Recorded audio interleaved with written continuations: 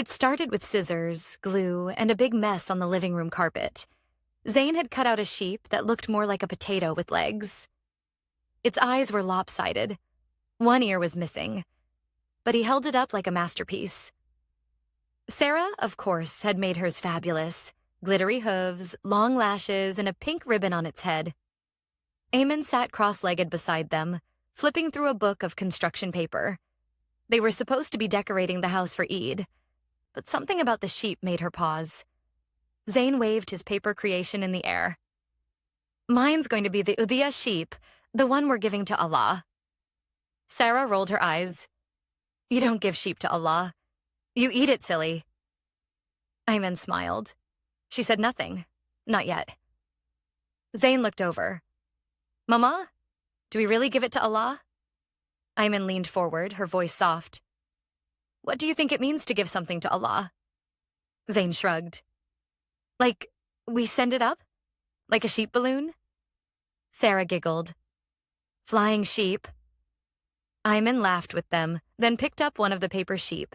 She held it gently in her hands and said, "Let me tell you a story. Long, long ago, there was a man named Ibrahim, a prophet, a man whose heart belonged entirely to Allah. One night, he saw a dream from Allah, asking him to sacrifice what he loved most." Sara stopped playing with her ribbon. "What he loved most?" Eamon nodded slowly. "Yes, his son, Ismail." There was a small gasp. Zayn's voice dropped to a whisper. "His own son?" "Yes. And even though it broke his heart, Prophet Ibrahim chose to obey. When he told Ismail what Allah had asked, do you know what his son said?" The room was quiet. Sara leaned in. "What?" Ayman's voice softened. "Oh, my father, do as you are commanded. You'll find me, insha'Allah, among the patient." Sara stared at the floor. He agreed? He did, because he trusted Allah too.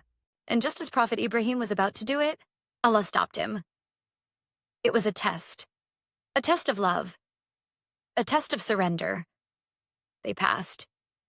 So Allah sent down a ram from Jannah, and that's what they sacrificed instead. The sun outside had started to dip, casting golden shadows on the paper mess and sparkling glitter. Sara whispered, "So, Eid ul-Adha is about giving up something we love?" Ayman nodded. "Yes, it's about choosing Allah, even when it's hard." Zayn looked at his sheep again. "But Mama, we don't get dreams like that now, right?" "No," Ayman smiled. "Not like that. But we still get little tests. Like giving your favorite toy to someone who has none. Or praying on time, even when your show is at the best part. Or giving away your best clothes, not just the ones you don't wear anymore." Sara was quiet, then said slowly, "Even small sacrifices matter?" "Oh, yes," Ayman whispered. "They matter more than we realize. Because when they come from a heart that loves Allah, they shine."